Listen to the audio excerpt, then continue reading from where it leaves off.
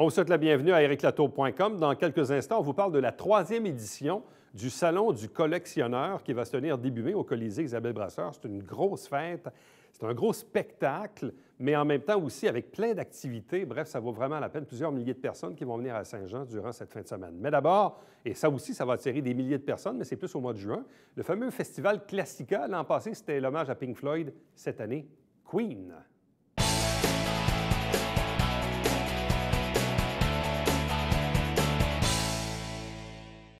Parlons d'un événement qui va se répéter dans quelques semaines à peine. En fait, c'est au mois de juin, le samedi 16 juin, 21h au parc Jerry-Boulet, présenté par Classica et cette fois-ci, hommage à Queen. Avec nous pour en parler, le directeur du service des loisirs et bibliothèques à la ville de Saint-Jean-sur-Richelieu, Mario Bastien. Bonsoir et bienvenue. Bonsoir, Eric. Quand on repense à l'hommage à Dark Side of the Moon de Pink Floyd, j'en ai encore des frissons. Oui. Premièrement, tous les éléments étaient réunis, on va dire. Probablement, c'était une belle soirée. La météo était au rendez-vous. Mais il y avait, je vais prendre une expression en anglais, mais il y avait une crowd, il y avait une ambiance qui est difficile à décrire. Il fallait être là pour le vivre, pour le sentir. Et il y a eu pas mal de monde. Je vais être honnête, c'était le succès de l'année antérieure, dans les fêtes du 350e. Avec l'ensemble des événements qu'on a réalisés, la population s'est rendue compte que ça pouvait être intéressant, puis il pouvait se faire des belles choses à Saint-Jean-sur-Richelieu. On tablait sur cette réussite-là pour revenir avec un show, une ouverture de saison assez exceptionnelle qu'on a réalisée l'année passée. Oui, les gens sont venus, les attentes étaient grandes. Il faut être honnête, on a quand même trouvé un créneau qui était intéressant. Dark Side of the Moon, nécessairement, ça attirait même les jeunes de 18 ans connaissent Dark Side of the Moon. Les gens de 70 ans, ça a fait leur jeunesse.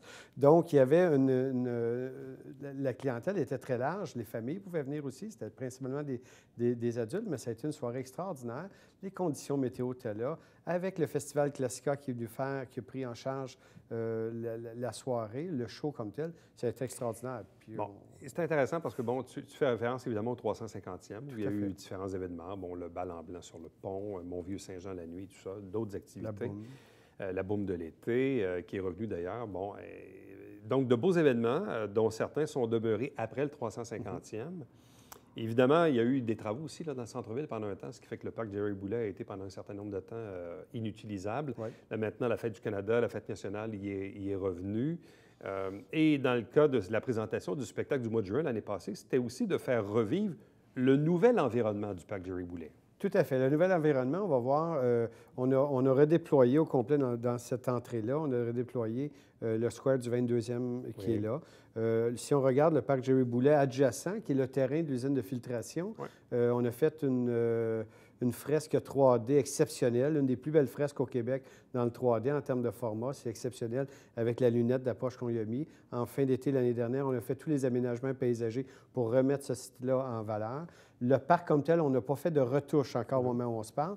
Et on regarde. Le conseil de ville trouve intéressant, suite au 350e puis aux différents shows de l'an dernier, de dire, OK, comment on peut relancer l'animation, l'événementiel? Puis on se pose la question de savoir est-ce qu'on va y implanter éventuellement certains éléments d'infrastructure permanents pour faire en sorte que le site soit beau, mais c'est tellement un beau parc qu'on pourrait accueillir 30 000 personnes si on était là. Et on a la capacité de le faire si on gère ça adéquatement. Nécessairement, l'an dernier, avec Dark Side of the Moon, on a atteint 14 500 personnes qu'on a cliquées sur le site à l'intérieur des clôtures. Puis il y en avait peut-être un 2 000 à l'extérieur des clôtures, ce qui était drôlement intéressant. Donc, c'est peut-être un total de 15 000, 16 000 personnes qu'il y a eu l'an passé. Cette année, on revenait avec un show de type Queen, qui est encore dans le même registre de clientèle. Puis les jeunes connaissent Queen.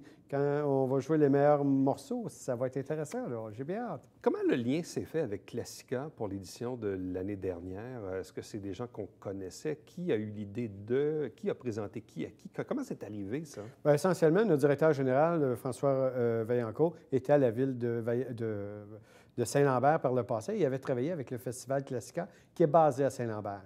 Il a travaillé avec eux et il connaissait l'énorme qualité. Ça a pris 2 secondes pour nous convaincre, lorsqu'il nous a présenté le projet Classica, de dire c'est ce show-là que ça nous prend. On avait déjà identifié un événement potentiel pour ouvrir la saison, quelque chose qui serait grand public, qui serait très intéressant, puis pour lequel on ne manquerait pas notre coup. C'est-à-dire que c'était de haute qualité, de haute performance. Et on a rencontré rapidement les gens de Classica. Ils sont venus nous faire une présentation. Sont venus nous présenter le show, le type d'ambiance qu'ils voulaient créer, le type d'aménagement. Et ils avaient l'expertise totale pour dire on va réaliser le show lui-même du début à la fin, c'est-à-dire qu'eux autres mêmes montent la scène, montent l'éclairage, montent le son. C'est un clé en main. C'est un clé en main pour le show lui-même, pas l'environnement. C'est nous autres mêmes qui nous occupons de l'environnement, mais pour le show, c'est un clé en main. Bon. Qui sont-ils, ces gens de Classica? Classica, c'est Marc Boucher, qui est le directeur général, qui est un chanteur d'opéra. Marc est un excellent chanteur et nécessairement, il aime un peu la musique classique. Ils ont débuté un petit événement dans les rues de la ville de Saint-Lambert il y a quelques années. Après ça, ils sont allés d'un show de rue, un show dans les églises. Et là, ils ont débordé, ils sont rendus dans à peu près 14 villes durant le Festival Classica en mai-juin, qui termine cette année. Le festival va se terminer par le show Queen en plein air ici à Saint-Jean-sur-Richelieu. Donc, il y en a à Outremont, il y en a à Montréal, à Boucherville, à Varennes, à Brossard, à Saint-Constant. Il y a quelques villes sur la Rive-Sud qui ont des shows intérieurs. C'est plus de 100-150 000 participants, ou pas participants, mais spectateurs à leur show. Et ça devient de plus en plus gros. Pour la prestation de Queen au mois de juin à Saint-Jean, donc on parle de quoi? 90 minutes en plein air. Oui. On parle de quoi? 150 artistes? 150 artistes. Ce sont des choristes. C'est un band rock qui est là. Un soliste, je vais vous en reparler, et l'orchestre symphonique. Le soliste, c'est un show rock symphonique. Il faut le dire, là, c'est pas Queen, c'est pas une réplique de Queen originale, mais c'est pas de la musique symphonique ou du classique qui serait moins abordable. C'est une belle musique populaire composée à la sauce symphonique. On a Marc Martel qui sera le soliste. Marc Martel est un grand nom qui a chanté beaucoup de Freddie Mercury. C'est peut-être celui qui a chanté le plus Freddie Mercury au monde dans les répliques ou dans les hommages. C'est dans le cadre d'un hommage à Queen. Et Marc Martel, c'est une grande découverte que Classica nous a fait. Un grand cadeau qu'ils nous font de l'amener ici. Puis vous allez tomber sur le dos quand vous allez l'entendre. Donc, 150 artistes de l'Orchestre symphonique du Conservatoire de la Montérégie. Oui. Le chœur de l'Opéra Bouffe du Québec et le soliste Marc Martel, donc ce chanteur québécois qui a participé à la tournée Queen Extravaganza, Tout à fait. que j'ai d'ailleurs vu dans le passé. C'est assez impressionnant. Assez donc déjà en partant, quand on connaît un peu Queen et les gens qui connaissent un peu la musique savent aussi que Queen, en quelque part, oui, c'est rock, mais c'est très classique aussi. Musicalement, c'est très classique. L'intégration de la musique classique, la musique symphonique et du répertoire de Queen, ça va être extraordinaire. J'ai entendu déjà un certain nombre de pièces qui ont été jouées pour le cadre de notre événement. Ça va être assez exceptionnel. Ça va être impressionnant. Et cette année, on s'attend un peu plus de monde que les 15 000 qui sont venus l'an dernier, compte tenu de l'ampleur du résultat de l'an dernier et du répertoire qu'on vise encore cette année. Bon. Là, il a fait beau l'an passé. Ouais. Quand on organise des événements en plein air, il faut malheureusement penser que des fois, la météo ne suit pas. À quel moment prenez-vous votre décision? Y existe-t-il un plan B ou un plan C? Je vous pose la question quand même parce que malheureusement, ça peut arriver. Il y a toujours un plan B. Ah oui? On ne peut pas ne pas faire de plan B. Si à 16 heures, c'est en cas de météo extrême, OK? On va le dire. C'est pas s'il tombe un peu de pluie ou s'il tombe avec un parapluie, ça se fait. On le fait. Mais s'il y avait des orages, c'est principalement ça qui est notre limite, des orages ou des éclairs potentiels qu'on anticipe à compter de 16 heures la fin d'après-midi, on reporte au lendemain après-midi, 14 heures. OK. Ça, c'est vraiment planifié. C'est dans le contrat qu'on a avec Classica et tous les artistes et toute la technique est prévue comme ça. On ne souhaite pas, on ne veut pas déplacer, mais c'est vraiment un plan d'urgence, c'est-à-dire il n'y a pas lieu de tenir un show en plein air. Dans le reste des cas, il tombe de la pluie, il plu un peu toute la journée, le sol est détrempé. Venez, c'est l'été, c'est le mois de juin, c'est le 16 juin, on commence l'été, il faut juste en profiter. Il faut profiter du moment que Queen va nous offrir cette année. Tu disais tantôt que le site a donc la capacité d'accueillir plus que 15 000 personnes. Potentiellement, oui. Potentiellement. Est-ce que dans le pourtour, la sécurité, les barrières et tout ça, est-ce qu'on peut aller jusqu'à 20, 25, 30 000? Est-ce que c'est réalisable? On peut augmenter de façon significative si on veut faire des grands shows. Il faut voir l'environnement dans son ensemble. Il ne faut pas voir juste le parc lui-même. Il faut voir aussi le site de l'usine. Il faut voir le square du 22e. Si on s'en va jusqu'au centre des aînés, si on empiète sur la rue Jacques-Cartier. Quand on veut faire, regardez le quartier des festivals à Montréal, on empiète dans la rue, on empiète dans toute la place publique, puis on voit ça comme un grand ensemble, un grand environnement. Si on regarde ce secteur-là de la même façon, on voit son potentiel autrement. Si on prend une carte aérienne puis qu'on regarde, on dit OK, je trace un grand carré, je viens de doubler peut-être ma superficie. Il y a du potentiel pour faire des shows un peu plus grands au fil du temps. Ce n'est pas ce qu'on vise au moment où on se parle. Avec Queen, on va être encore dans le 15 000. On va peut-être monter à 16 17 000. Ce n'est pas un objectif, c'est qu'on veut avoir autant de citoyens qui sont intéressés. Ouais. On a la capacité d'accueil, mais on va être à capacité pour le parc Jerry Boulet lui-même. Bon, moi, de mémoire, l'an passé, je m'étais trouvé un stationnement de façon assez facile. Quand on déplace 15 ou peut-être même potentiellement, je ne sais pas moi, 20 000 personnes dans un centre-ville comme le nôtre, comment on arrive à se déplacer, à garer la voiture? Est-ce qu'on organise des transports? Est-ce que ça aussi, c'est une préoccupation? Étonnamment, on sait que jusqu'à 15 000, 17 000 personnes, on est capable de ne pas organiser le transport comme tel, puis il y a assez de capacité. Les gens sont prêts. Ils s'en viennent, c'est un samedi soir, c'est à 21 h. Ils s'en viennent, ils sont relax. Ils partent de chez eux à 7 h, 7 h 15. Ils viennent, puis ils ne rentrent plus dans le centre jusqu'au parc Jerry Boulet. Ils restent en périphérie à 5 coins de rue. Si vous faites le pourtour, un rayon de 5 ou 6 coins de rue comme ça, vous avez quelques milliers de places de stationnement, puis les gens viennent, puis ils sont 2 et 3 par véhicule.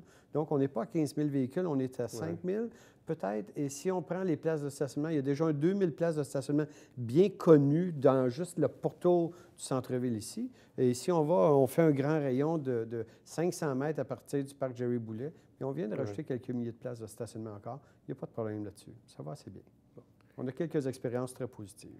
Là, l'an dernier, évidemment, c'est une première. À la limite, il peut y avoir même un petit brin de naïveté quand on organise ça.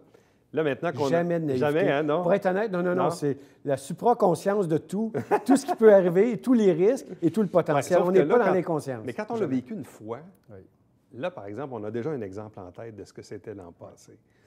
Là, est-ce que là, on a plus conscience peut-être des risques ou des problèmes ou des enjeux qu'on peut avoir en cours de route? Est-ce que ça, maintenant, on a une conscience peut-être plus directe? Je vais le dire en toute honnêteté, non. Okay. Parce que l'an passé, avant de réaliser l'événement, l'équipe de professionnels qu'on a mis sur le dossier était capable d'analyser tout le potentiel, tous les risques. On avait tout fait. Puis si ça a été parfait l'an passé, de votre point de vue de spectateurs, de gens qui s'en viennent tranquillement en couple, en famille, voir, puis ça s'est bien déroulé, c'est parce que rien n'a été laissé au hasard. C'est juste ça. Et nos équipes de professionnels permettent de livrer ça. Cette année, j'ai aucune crainte, on l'a réalisé. J'ai aucune crainte, mais on n'est pas dans moins de préparation pour autant, là. Mais je n'ai pas de crainte parce qu'on a l'expérience 350e avec le site, sur le site. Beaucoup d'événements annuellement avec la Fête du Canada, Fête nationale, avec la sécurité. Vous savez, nos enjeux, c'est des enjeux de sécurité maintenant, sécurité publique sur les sites d'événements. On a des préoccupations qui n'étaient pas là peut-être il y a 2 ans, 3 ans, 4 ans, qu'on a un peu plus. On essaie d'être discret, mais on planifie quand même une sécurité assez forte sur les lieux, tout en demeurant discret. Le service de police est très actif avec nous pour éviter qu'il y ait des choses qu'on ne voudrait pas qu'il se passe sur les sites d'événements. Donc, hommage à Queen présenté par Classica, samedi 16 juin, 21 h, au parc Jerry Boulet. Donc, un gros merci. C'est un grand rendez-vous. Merci, Éric, de votre communication avec nos téléspectateurs. Restez avec nous, puisqu'au retour, on vous parle du Salon du collectionneur.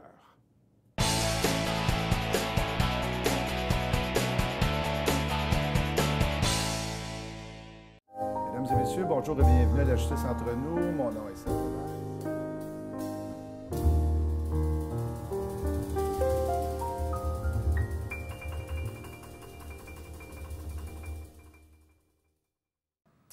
Salut, ici Alexandre Baudouin. Et François Trépanier. François, cette semaine à Sport Express, on parle entre autres de golf. Oui, avec Sylvain Patry du Club international 2000 et on reçoit l'informateur Joannet. William Julien. Et si vous voulez savoir qui est Alex Bowman, écoutez l'émission.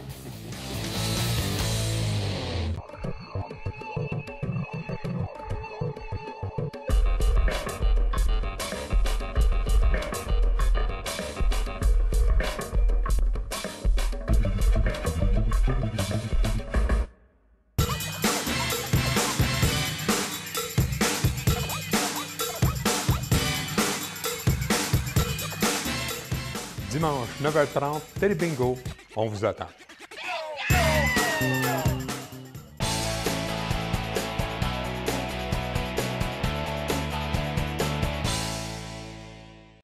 À l'occasion de la fin de semaine du 5 et 6 mai au Colisée Isabelle Brasseur, 3e édition du Salon du collectionneur. 2 invités pour en parler. D'abord, Maxime Belair, bonsoir. Bonsoir. Accompagné de Joanne Belair, bonsoir et bienvenue. Bonsoir. Maxime, cet événement-là a pris une ampleur incroyable. On s'en parlait à la première, ensuite à la deuxième année. Toujours assez étonné, puis je suis allé visiter le site Internet aujourd'hui en préparant l'entrevue. C'est devenu gros comme ça. Oui, c'était pas... C'est sûr, c'est toujours espéré là, quand tu travailles dans En même ce temps, des genre- fois, on est réaliste pour se dire, OK, Oui, moi, exactement. j'aimerais ça que ça soit gros de même, mais en même temps, je sais que ça va être gros comme ça. On veut être terre à terre, sauf que c'est sûr que je te dirais, ce qui a fait l'effet boom, c'est tout ce qu'on peut donner au public pour très peu. Fait que ça fait une combinaison qui est ultra gagnante. Puis ça fait juste aussi des partenaires puis des organismes qui veulent s'associer à nous pour justement promouvoir le plus possible leurs activités ou leurs bienfaits là, pour le public. Exemple, là, tu sais, on a du Pontfort qui nous assiste dans la séance d'autographe. Tu sais, cette année, on vient de signer un autre ce soir là, qui est exclusif un peu, là. Fait qu'on a Guy Lapointe cette année, l'ancien joueur du Canadien de Montréal, Peter Mahovlich aussi. On a aussi l'ancien joueur, maintenant assistant coach du Canadien de Montréal, Jean-Jacques Daigneault, qui est la nouveauté, autrement dit, qu'on a su ce soir. Puis on a le joueur actif du Canadien de Montréal, Charles Hudon, qui va être là aussi. Puis ça, c'est tout offert au public gratuitement en séance d'autographe. C'est des choses qu'on ne voit pas au Canada, là. Dans tout ce qu'il y a de comparable, c'est payant partout. Nous, on l'offre gratuitement. Des concours cosplay pour la famille. Encore là, avec des prix en argent qui n'est pas offert nulle part. Vous, Joanne, est-ce que vous étiez là à la première édition? Je suis là depuis le Depuis début. les débuts. C'était un projet que mon frère avait, un rêve, et puis ça prenait quelqu'un pour le soutenir.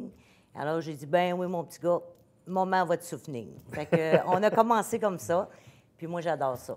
Bien, moi aussi, je suis en affaires, puis j'aime avoir le public, j'aime avoir des gens, j'aime voir du monde.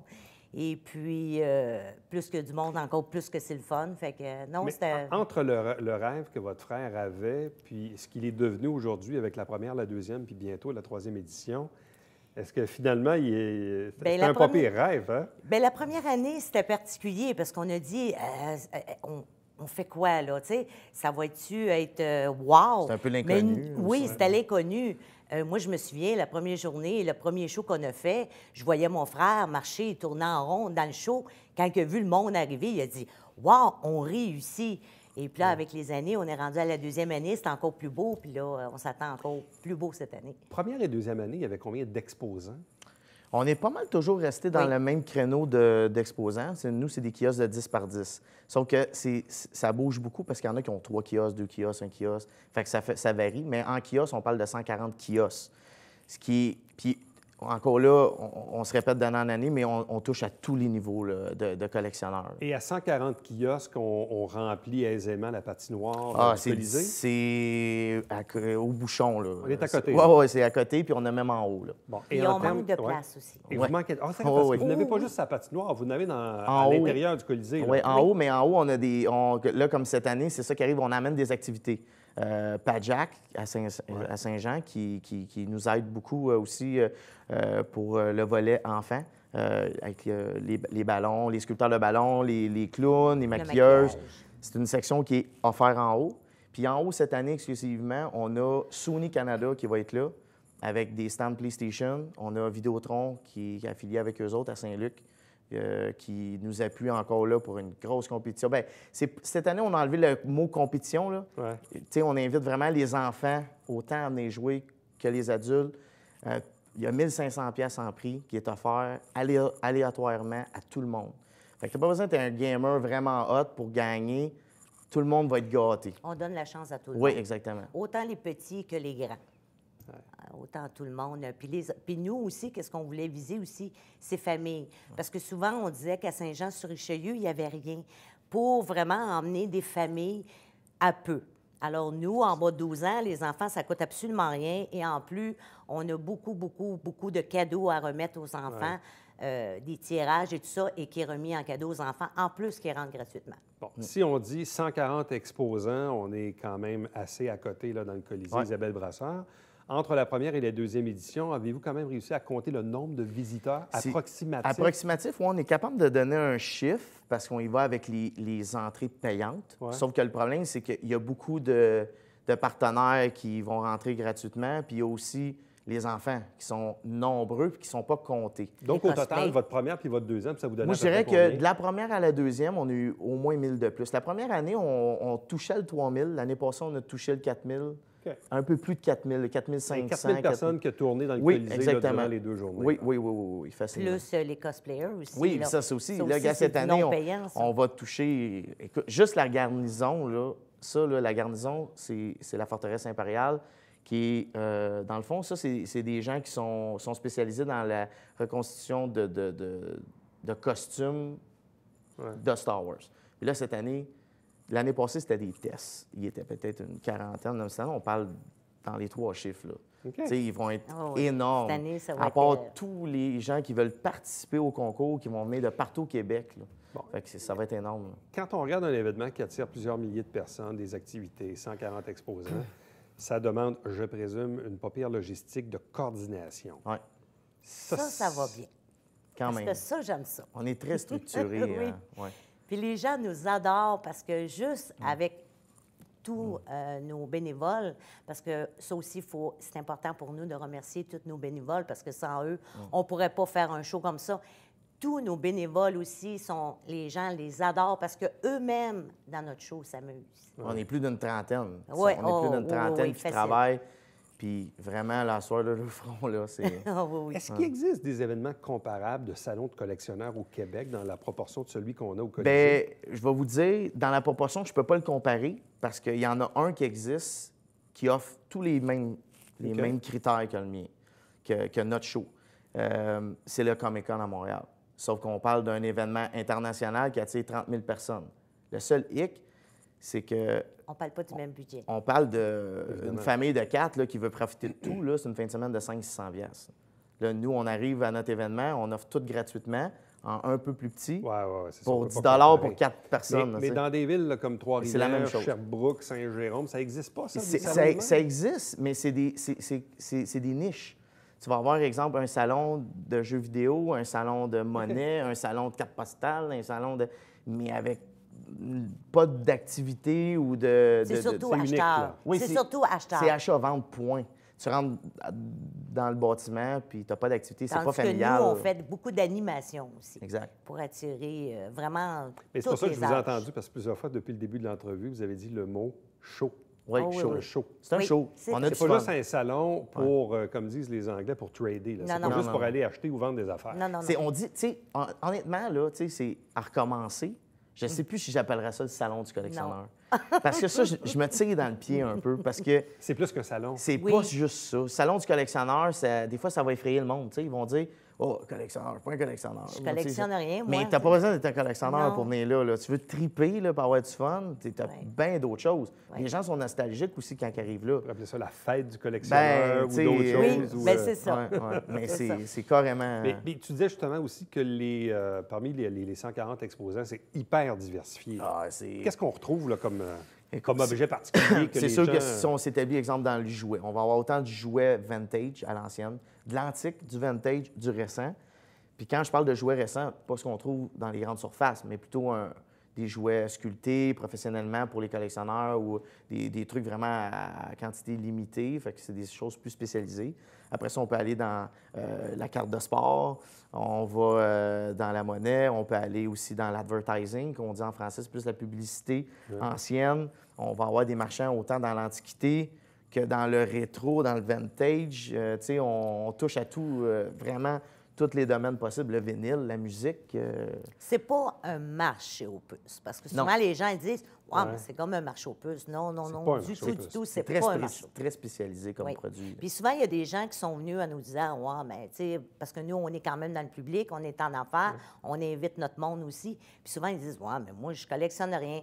Mais quand vous êtes venus chez nous, vous avez le goût de collectionner quelque Bien, chose. puis c'est les Ouais, les c'est les beaux collections, il ne faut souvenirs. pas oublier, c'est pas juste de posséder un objet, là. C'est pas ça un collectionneur. Un collectionneur, souvent, c'est une personne qui est nostalgique. Tu vas retrouver un jouet que tu avais du plaisir jeune. Oublie Il ça. représente quelque chose, Ben oui. il y a une émotion, Tu as il y le a goût une de l'avoir. sensibilité, C'est ça, c'est un beau C'est moment. pas juste la valeur du bien ou Ben non, de ben non, ben pouvoir non. le revendre. Bien, on a Exactement. même un commerçant en particulier, sans le nommer, mais que lui, il va emmener des anciennes pièces de l'armée Ouais. Oui, il y a choses beaucoup de de pièces police, militaires, des ouais. choses militaires.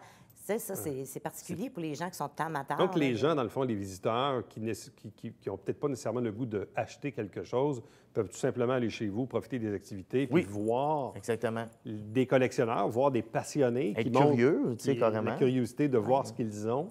Puis à même, montrer des fois, puis à offrir. tu sais, on voit beaucoup de gens qui sont chez eux puis qui ont le garde-robe plein d'objets que les enfants ont laissé traîner là pendant des années ou des choses qui sont dans le garage ou dans le grenier depuis longtemps, puis prennent une couple de petites photos avec le téléphone cellulaire aujourd'hui, puis hey, ça vaut-tu de quoi, ça? Bien, ça en a. Écoute, j'ai des connaisseurs à perte de vue Mais dans... il y a aussi des transactions durant la fête. Ah oui, oui, Oh, bien, oui. il y a des Il y a des milliers gens de qui dollars achètent de et qui vendent, transactions. là, Oui, c'est oui. ça. Oh, oui. Les kiosques, tu sais, sans vous cacher, je veux dire, il y a des commerçants là-dedans, là, ils vendent des milliers de dollars dans le fin de semaine là, de transactions. Puis souvent, c'est même des transactions qui sont bookées avant l'événement. Il y a des gens qui viennent de Toronto, il y a des gens qui viennent de l'autre bord de la BTB, il y a des gens de partout là, au Québec, même, comme je dis, de nos voisins ontariens qui viennent pour consommer des objets. Là. Puis même les gens qui arrivent aussi, on fait un peu savoir où qu'ils viennent. Et puis tu vois, l'année passée, on avait des gens aussi de Vermont. Oui, on a du monde de Vermont parce qu'on a un genre de C'est duo un qui- monde. Là. Oui. Oh, oui, exactement. Alors, les 5 et 6 mai, 3e édition du Salon, cette grande fête du collectionneur au Colisée Isabelle Brasseur de 10 à 17 heures. Un gros merci, puis bonne chance. Merci. Merci beaucoup. Merci beaucoup. Restez avec nous, puisqu'au retour, on vous présente le Babière quotidien.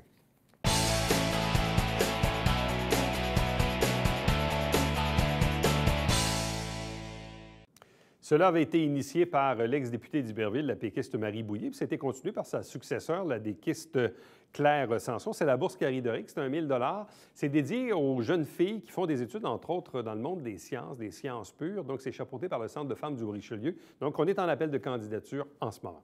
Chaque semaine, des extraits des travaux du Conseil de ville de Saint-Jean-sur-Richelieu via l'émission du même nom, qui se retrouve également sur notre site Internet. Chaque dimanche matin à 9h30 en direct, Télébingo, 4 000 $ en prix.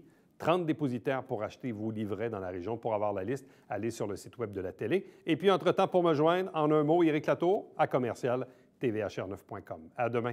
Bye-bye.